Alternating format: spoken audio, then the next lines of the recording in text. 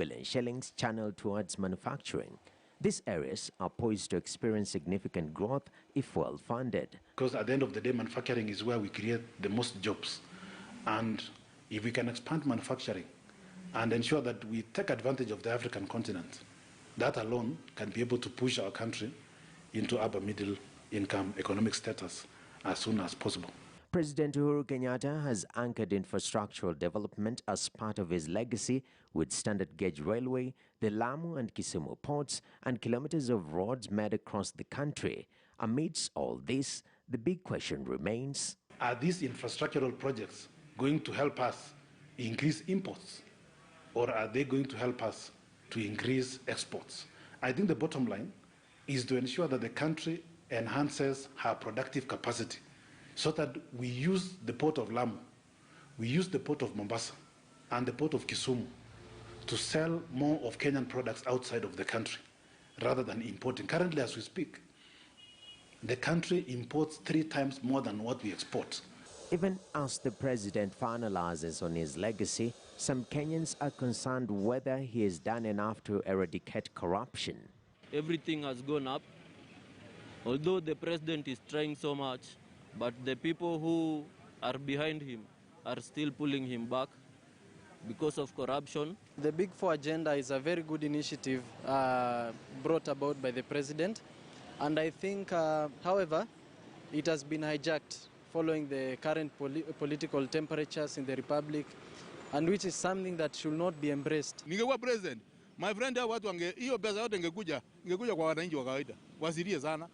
Sababu mtu hawezi kuwa anaiba pesa, wengine walipi. Unajua akiwa pesa hawezi lipa. Sababu anajua akilipa ataulizwa pesa hizo zote umetoa wapi ama namna gani. Kwa hivyo uangalie hii maneno. Hii mwaka moja imebaki na sasa avunja watu miguu bwana. Wananchi wameumia bwana. In fact, the government is set to borrow 1.63 trillion shillings to help finance the budget deficit amidst concerns of a mounting public debt. If they can use the loan in the proper way, it's not a bad thing. Though the people who are receiving the money are misusing it. Napata hata akiomba madeni bado hatakuwa amesaidia chochote sababu wale wezi bado wako pale na wanaendelea kuiba. For now, the economic recovery is pegged on the spontaneity of mass vaccination, with the current budget estimates allocating 15.4 billion shillings in the fight against COVID-19. Unless a new strategy is thought about where the country is allowed to focus on vaccinating even up to 20 million Kenyans by end of next year, even 30 million, whereby we have government as well as private sector players participating in vaccine, because there's no shortcut and there's no way out in terms of post-COVID recovery, economic recovery strategy. And this Big Four agenda, even though it's likely that he's not going to fully implement it, but the way he has begun it, I think it's something to appreciate and to embrace, and we should accord him the total support for the remaining time. And I know that we are going to realize something at the end of it. The COVID-19 pandemic has had devastating impact on the Big Four agenda, slowing its implementation. Allocations in the upcoming budgets to this Big Four agenda will not only be critical in the resuscitation of the economy, but also the economic legacy of the president. Nokip Kimboy, KTN News, Nairobi. So expectations are definitely high amongst Kenyans, especially after the tough year due to the COVID-19 pandemic. So all eyes will definitely be on the CS, as Noakip Kemboi mentioned, a 3.6 trillion shilling budget, up from 2.7 trillion shillings in the 2020-2021 financial year. And this amount of money is expected to help the country navigate through the COVID-19 pandemic, through the COVID-19 post-recovery plan, and also cement the president's legacy project under the Big Four agenda, even as he nears his last days in office. Allow us to have a livid conversation, even as we expect a lot more developments to happen tomorrow in Parliament. Joining us in studio to help us deliberate on these matters touching on the economy, Sakwa Bunyasi, Member of Parliament, Nambale constituency, many thanks for your time. It's a pleasure to have you with us, as well as Professor Emmanuel Mutisia, who is an economist. Gentlemen, it's a pleasure to have you with us. I'd like your quick reaction. Figures have been thrown about how 1.2 trillion shilling debt bill is what is focused on. We have the highest ever budget so far, 3.6 trillion. Your quick reaction, gentlemen. Sakwa Bunyasi, let me start with you. Thank you very much, Jesse. Yes, this is the biggest ever budget. It's large. The challenges that we have had over the last several budget cycles remain. They relate to the financing of the budget. And I think that's where most attention should be directed. And also very quickly that we tend to get captured into the quantum of the allocations on the various items within the budget. But the critical thing is ability to finance those items. You can read a budget with allocations to various activities, and at the end of the day, because of shortfalls in financing, they are delayed, postponed, or there are revisions in the course of the year. And those therefore mean that you can't have a tight link between what you intended to do and announced and the outcomes. And that's a real challenge that I think is continuing. And then lastly, I think that a large budget should tell the Kenyan taxpayer that probably they should brace up a bit, because if we can't raise the funds, and obviously we can't, we're all raising as part of it, we're going to have to borrow, and then we carry the obligation. So I think both sides must be looked at. It doesn't mean you shouldn't borrow, that's fine, but it also means that you must cut your coat according to your size. Exactly. Ever so often we hear if you can't increase your tax base, then we definitely should be ready for higher taxes in one way or the other. Prof, your quick reaction to tomorrow's budget. What do you expect? No, thank you very much, Jesse.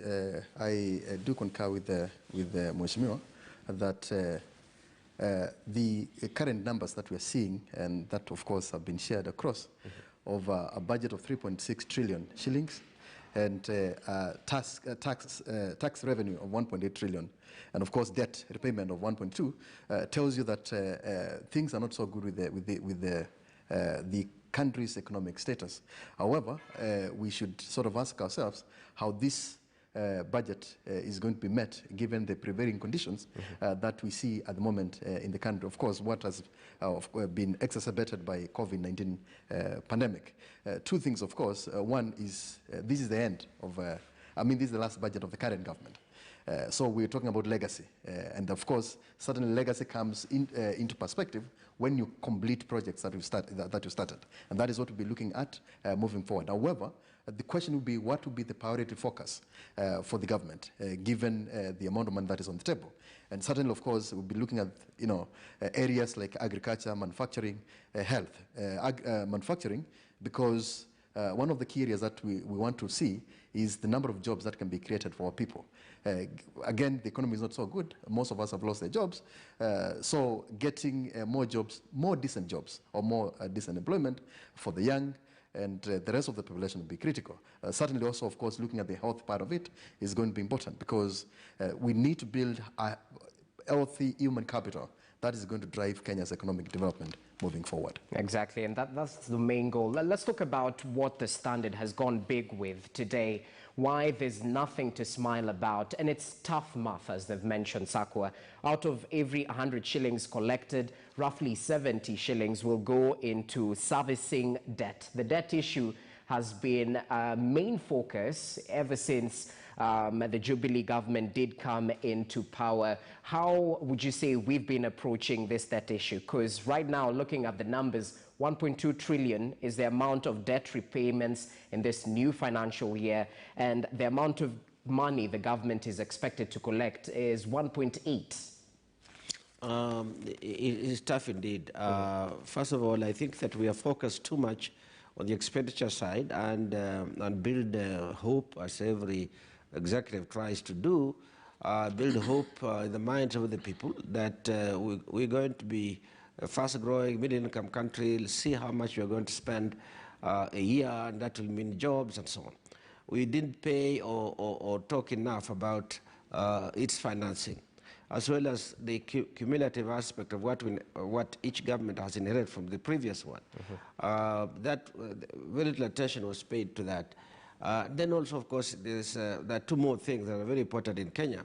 One of them is wastage through graft, misapplication, and so on. That means that the goals that were set out to grow the economy, which would finally be able to service debt, were not being met. Certainly expenditures are now no longer linked to those outcomes that were needed. The second real phenomenon in Kenya that we must now also worry about is the so-called pending bills. Yes, pending bills is not just that the bill has not been paid and you expect in 2-3 months, but that it's now become large. In fact, we have over $1 trillion in pending bills, which is really, you can say, forced lending. The businesses are forced to lend to the state because you're not paid in the time frame that you expect to be paid. So essentially, you're financing the state. If you add that pending bill to the stock of debt, because it is a debt, hopefully it will be paid in a few years, then you can see that our debt stock is even bigger than we think it is. But only that this pending bill is a very destructive form of forced lending, easy borrowing by government, because it bankrupts businesses. There are real people behind this. And lastly, of course, the concern is always that some of the debts were probably not legitimate. But that then should be determined within the first month of the new year or so, that this debt is not legitimate and should be recorded why it isn't. You can't wait 10 years and then begin to say, let us audit it. You may not even find the records and so on. So it's really undermining businesses. And what the consequence of that would be that whenever there is a bid, public bid, through the procurement processes that are allowed, the costs will be loaded. The costs will be loaded by the bidders. It's a rational response by bidders to say this A won't be paid on time. You may have to go to litigation. It may take years. So they embed all those costs in their quotations. That's why many times the prices of things that have been bid through competitive bidding are about twice the price of what you would walk into a shop, or what you'd walk into a garage, a showroom, and buy a car for. You find, somebody said, a ream of paper, which would have cost probably 300 shillings, costs through bids no less than 800 shillings. It's going near 1,000 because of all these cumulative distortions to the smooth running of businesses. Okay, that's really proper. And Professor, even as you add your voice to that, we do have an issue right now, a country facing fiscal excesses. The spending, as Sakwa mentioned, is definitely off the charts. I mean, amongst dwindling revenue. So how do we grow from this? Because a Kenyan back at home would be asking, we need to lower the cost of living, and this definitely affects it. I think, to start with, one of the most interesting things is that government spends what they don't have. You see, we have budgeted for 3.6 trillion shillings. That is not money that the government has. It is money that the government has to look for from other sources. But I'm going to start with what my colleague concluded with. Because of the lack of value for money, you end up having all these loans. I mean, when you go out for a loan out there, you realize that the most important focus for the government should be, are we getting value for that money? Is that money going to investments that are going to sort of trickle down to the common manage? Certainly that is not the case. And that is why when you go for bidding processes and when you go for these tenders, you realize that a project that should be done at the level of 50% of the total budget that is allocated by the government goes even beyond what is acceptable. And because governments work in a funny way, you just end up just spending that money out there. However, we need to look at the various challenges that the government is going through in, of course, boosting its physical space to meet sort of its obligation in funding projects and development in the country. Certainly, of course, the government has gone beyond. The excesses that we see at some level are not acceptable. However, if we blocked the wastages, if the corruption levels are brought down to some good level. I mean, there are no good levels in corruption, but at least ours is not acceptable. And if we ensured that our projects, I mean, the money that is spent on high impact projects. Then the development or the impact that we all would be looking for would make a lot of sense to the common mananchi. Also, the inclusivity of this development should be clear to all of us. Let us not spend 3.6 trillion shillings, and then my village down there, which is part of this country, does not feel the sort of the impact of that amount of money. At the end, having debts is not a problem. I think investing in high impact, high returns project is what is going to make a difference. Kenya's debt is around 7 trillion, which is approximately, less than 70% of our GDP. Last time I was talking to my colleague about the debt ratio in Japan, which is more than 250%. But Japanese are not complaining. Why? They are not complaining because, one, Japan produces what they consume. Kenya consumes what you don't produce. We need to increase or enhance our productivity levels. We need to promote competitiveness of our industries so that that the impact, the negative impact of that debt does not get to the level of affecting our development. Number two is the wastages that we see in countries like Japan are very minimal compared to what we have in this country. Okay. If we can cut that one down, then that would be something else. And certainly, of course, at the end, we need to involve the entire populace in the process of implementing the kind of projects that the government is working on. Priority should be put into social projects, the social sector, that is going to have direct impact to the common mananchi. Now, we see these huge projects, and when I ask my grandmother, she says that she doesn't feel anything. She feels that the country is going downwards instead of growing up, yet we are being rated as one of the best economy on the continent. We'll definitely get to talk about the infrastructure route the Jubilee government has taken. Sakwa Bunyasi, we'll talk about stopping wastage, because corruption is definitely an issue when it comes to money management in the country. I'm looking at what the EACC, which is an independent office, has been allocated 3.3 billion Kenya shillings, all this in the midst of challenges in fighting corruption, and this is well known.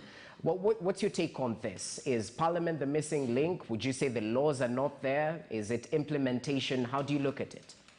I think it's a host of things, a whole host of things. One, I think it's the ambience, it's the soft environment around these institutions that sometimes does not provide incentives for optimizing what they could do. One, there is a certain amount of pushback, so to say, when there is an aggressive follow-through on issues of corruption. It looks like there are people who are able to slow down these processes outside of those agencies.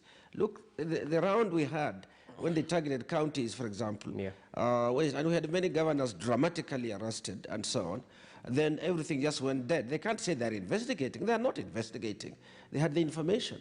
And clearly, it means, therefore, that there are probably there are possibilities to slow down the process administratively. And that's one weakness we should get rid of.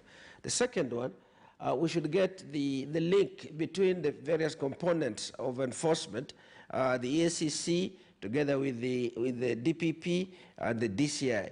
And those three agencies sometimes have negative competition among themselves.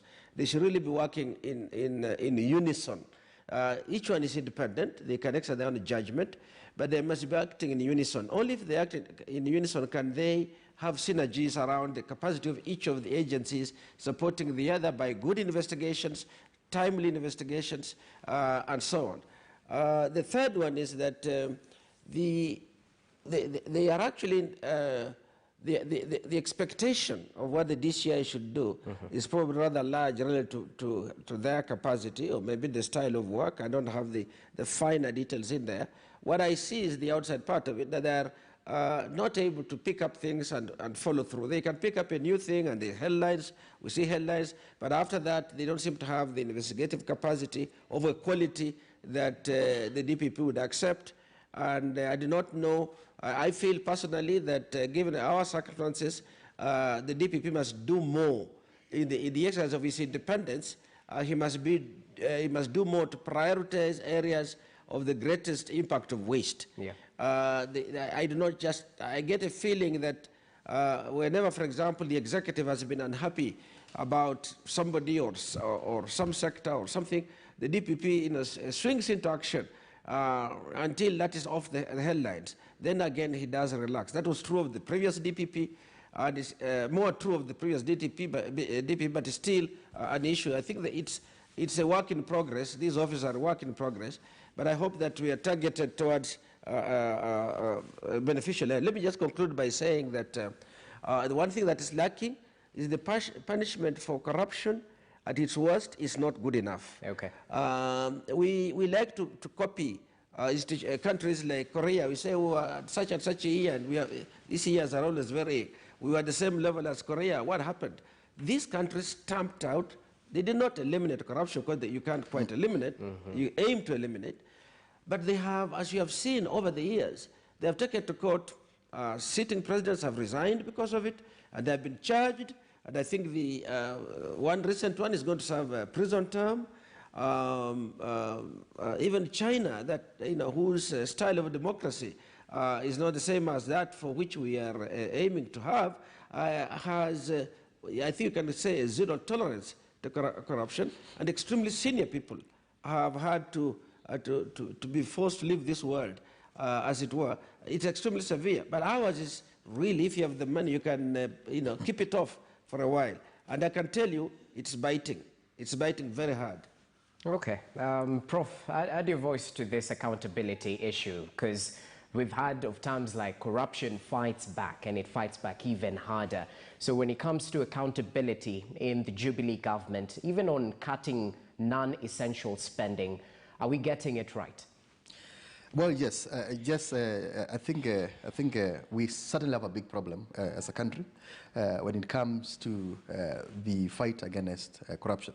One of the ways I see this failure is because of the capacities that are endowed with the systems that are supposed to be doing, to lead the process in fighting corruption. When you look at the ESCC, of course, and the DPP's office, you realize that, we have not made strong headways in targeting those direct and obvious corruption practices that the country has faced for the longest time possible. And these capacities can only be built by strengthening the human capital in these offices, the willingness of the people in these offices to fight corruption and do their job, and the support to the national government's agenda.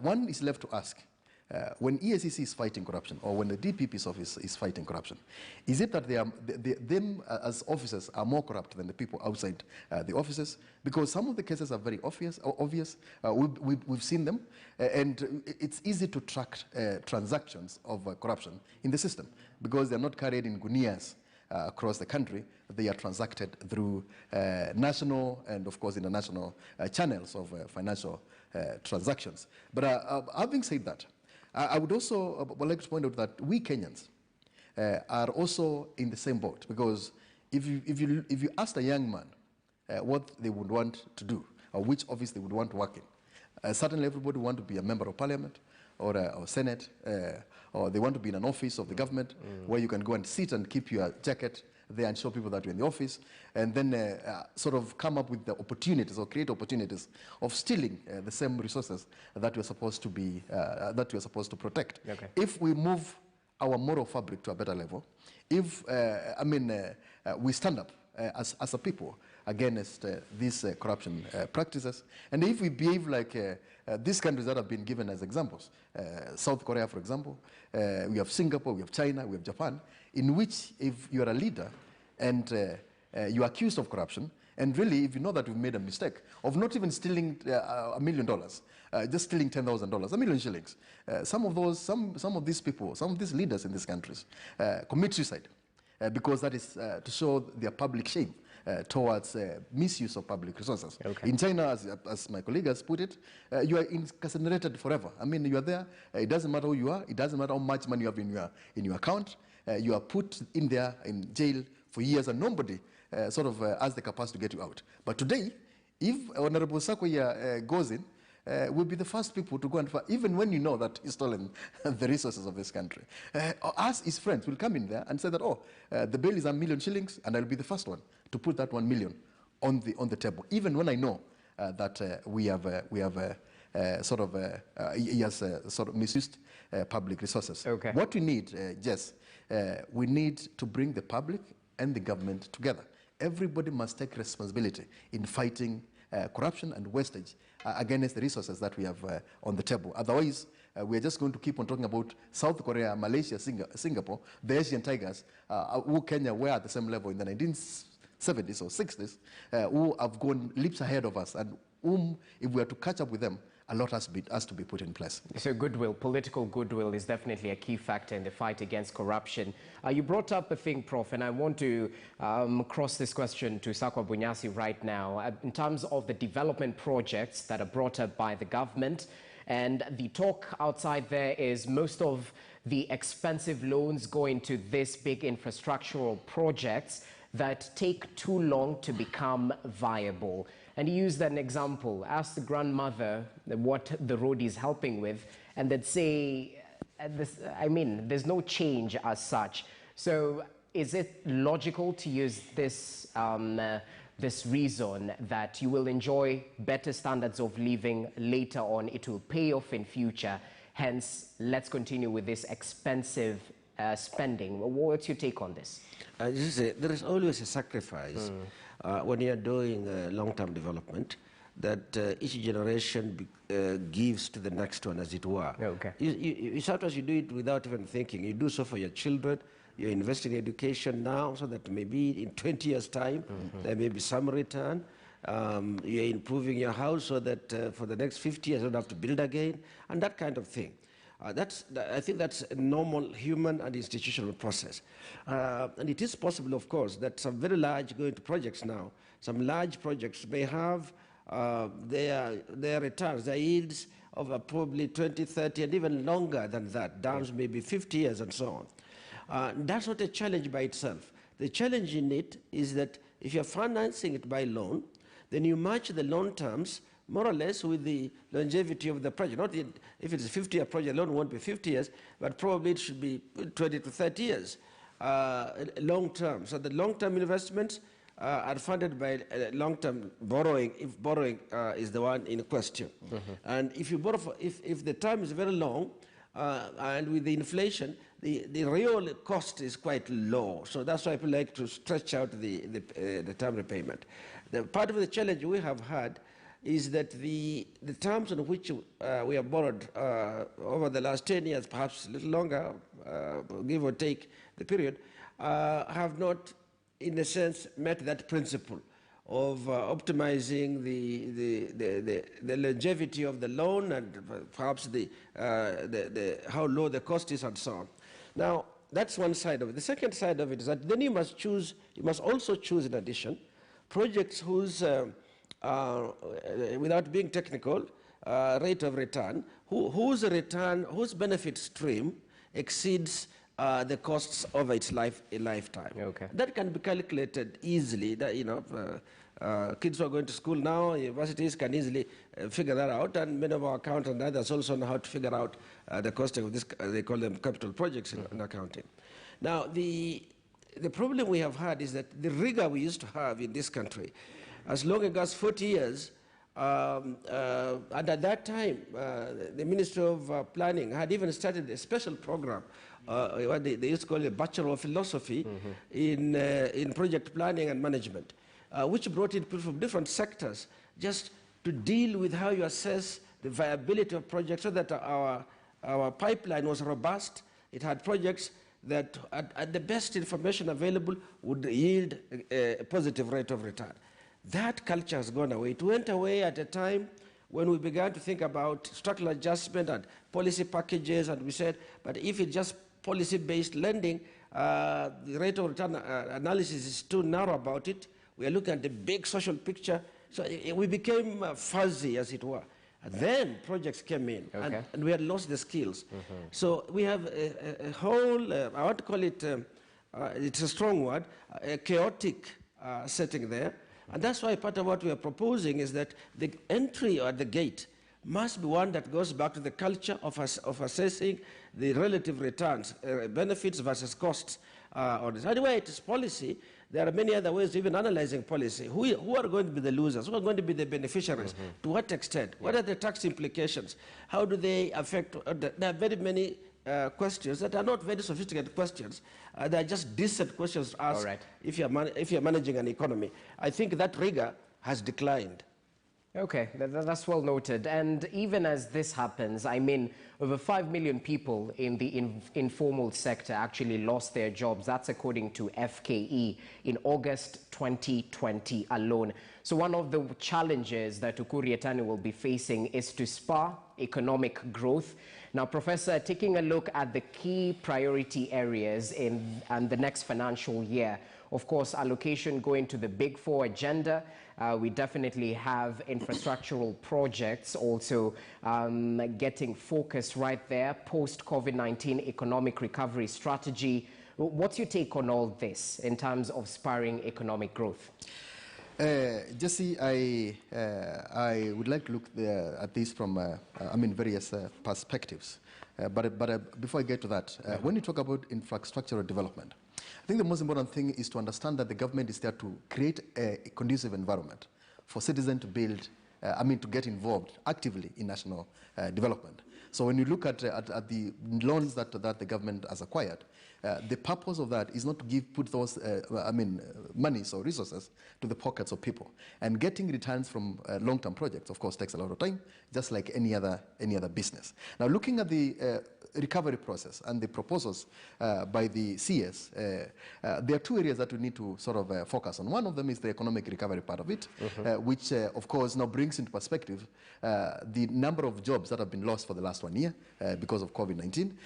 Of course, the number of businesses that have closed, and how we are going now to get back to, to bring back these businesses and these young men and women who have lost their jobs back to their work or income generating activities. Now, to me, I see a big challenge. One, you cannot create job opportunities, or you cannot spur SMEs if we do not create an environment that responds to the challenges that have been created by COVID-19. Okay. Number two, where these resources comes from, or have been coming from for the last several years, those sources have been sort of affected or we are blocked because most of the other countries or those partners that we work with have also been affected by the same pandemic. And when you look at the SMEs that we have in the country, before you go to the informal sector, and of course the Juakali sector, we realize that we have an export we are an export country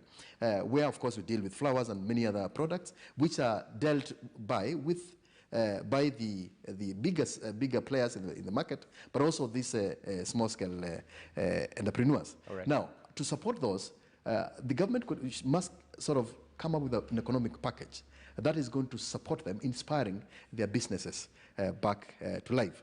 Now, if we do not create that environment, then it will be very difficult to bring these businesses back to life, but also it will be difficult to create opportunities for those people who have lost their jobs. What would be the priority areas? To me, certainly, of course, the development of infrastructure is something that the government cannot stop, because quality infrastructure is what is going to increase the opportunities that we're looking forward to, but also expand productivity and boost competitiveness of our country vis-a-vis other economies in the continent or in the world. Number two is to look at the health recovery, because health human capital is the foundation to the growth of our economy. So when you look at the COVID-19 sort of health crisis that has been created, one, for us to get back to normal, the vaccination process must be accelerated. All right. If we are to get this herd immunity, where we have to vaccinate more than 60% or around 70% of the population, then Kenya has to do something between now at least and mid of next year, so that Kenya can get back to its toes, just like many other countries or many other governments. And speaking of getting back to our feet, the Health Ministry has been allocated 106 billion shillings. Out of that, 12.7 will be used for treating and vaccinating the population. In terms of focus on fighting the pandemic, is this a proper step? Professor? Well, to me, I mean, the government is putting its best foot forward by, of course, allocating that to sort of support the vaccination process of the population.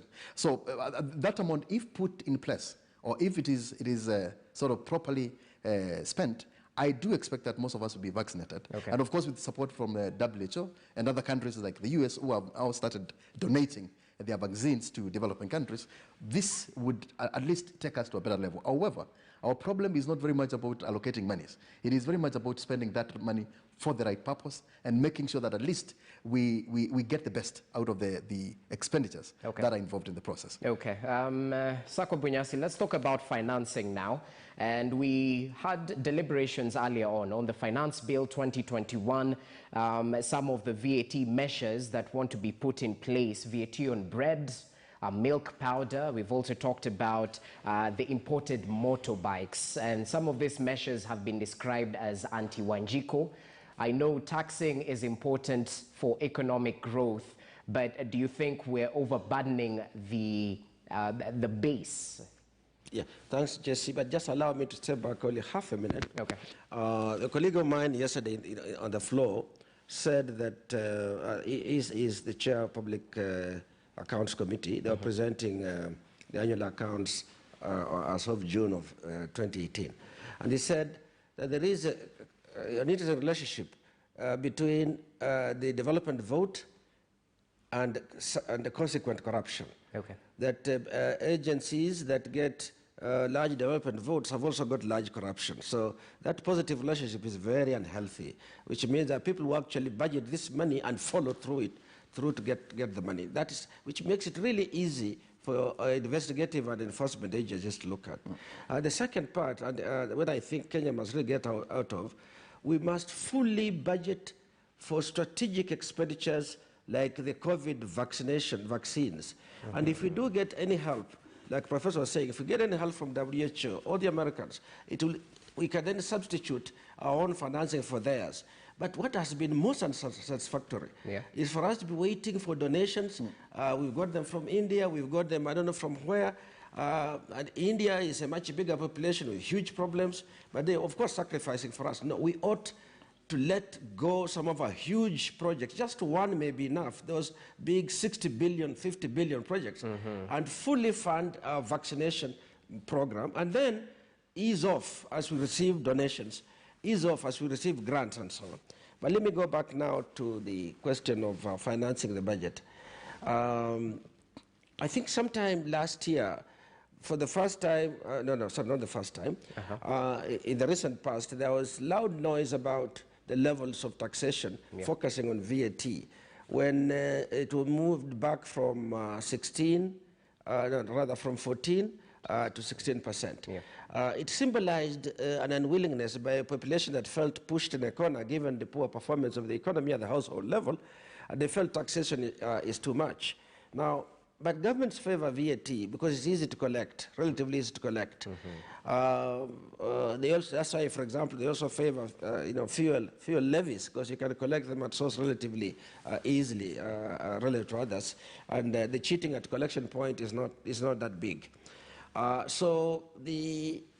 we must be prepared for it. I think what now we have to worry about is if we are blinded simply by the aggregate numbers we expect to receive in revenue, it may be unfortunate for the unfortunate in the society, those with the low incomes. For example, if you have got your VAT across the board and it's on paraffin, remember that the consumption of paraffin will go down. That's at least as we expect in economic thinking. And they will turn to alternative sources of energy, which might include firewood, charcoal, and so on, all of which are harmful to the environment, but also have high health consequences, adverse consequences on health. If you put it on bread, and bread used to be largely an urban essential item in the urban areas, a luxury in other areas, but perhaps people are consuming bread across the board. If you raise taxes on bread in areas where there is I don't know who really relies on bread. I think it's a symbol middle-class consumption, that if you can't afford it, you must feel bad that you're not doing well. But it would have, raised the consumption of dumas and potatoes and so on. And these are superior, health-wise also. But they are not consistent with middle-class lifestyle image. We are not like Egypt, for example, where our reliance on bread is total. That's what the poor person consumes and relies on it. We aren't there. We shouldn't go there. But anyway, be it as it may, the question of taxation, we have to pay attention to whether it is going to be growth enhancing, employment enhancing, or repressive. That assessment of the equity of taxes, the equitability of taxes, I think needs to be made. But I'm glad that our population has become so sensitive that they're able to push back publicly and forcing government to sit back and say, are we perhaps expected too much too short a time? Can we manage our expenditure strategy in terms of what and when? Because sometimes something may be really essential, but if it's delayed by a year, then it's off the basket of taxation, of items that should be funded through taxation for that year, or even borrowing. I think that play is not coming out clearly enough. We don't get a feeling that the strategic game that the minister and the government of the day should be playing is really coming out that clearly. In the pronouncements of policy, we don't get a feeling that they don't give us the comfort that they are sensitive to how much they expect to tax. They will tell us that you have to pay taxes to finance development. But what we are financing, how and when, these are essential questions that the ordinary person asks. Well noted, Sakwa Bunyasi. Prof, I'll give you just a minute, quite briefly, as we talk about collecting taxes. Of course, the KRA has been under sharp focus in terms of missing the targets. Quite ambitious, 1.7 trillion this time round. How do you finalize? Very quickly, Jesse, I would say that, one, the KRA and the government should incentivize the tax collection processes in the country so that they get the best out of it. Number two is that the government should come up with various tax regimes that, of course, expands their tax net so that they can meet this figure of 1.8 trillion shillings. However, the government should also not tax the populace to the bottom. I mean, they have to put into consideration that the interest of the people is not to pay taxes. The interest of the people is to get resources from the government. But the people should also understand that the government doesn't have any other source of revenue. They get their revenues from taxing us. So that balance must be created, and we need to capacity build sort of enlighten people that these are the processes that must be followed to ensure that we get to a better level. As a footnote, I think the CS and the government, the monetary, fiscal policy and monetary policy advisors should pull up their socks and come up with a framework that works, not just for the government, but for the people. Well noted. Professor Emmanuel Mutisia, right there, an economist. Thank you for your input right here on Morning Express, even as we anticipate a lot more developments tomorrow centered on the budget. Sakwa Bunyasi, Nambale Member of Parliament. I hope I'll see you in Parliament tomorrow as we cover the proceedings live. Many thanks for your input as well. Always a pleasure. Allow us to shift focus right now away from economy matters. Let's take a look at the latest matters in terms of health. Kenya, of course, is at risk of a fourth wave of COVID-19 amid fears of new variants and a higher rate of hospitalization. On this week's Health, our health reporter, Gloria Milimo, explores the risks facing counties as new hotspots are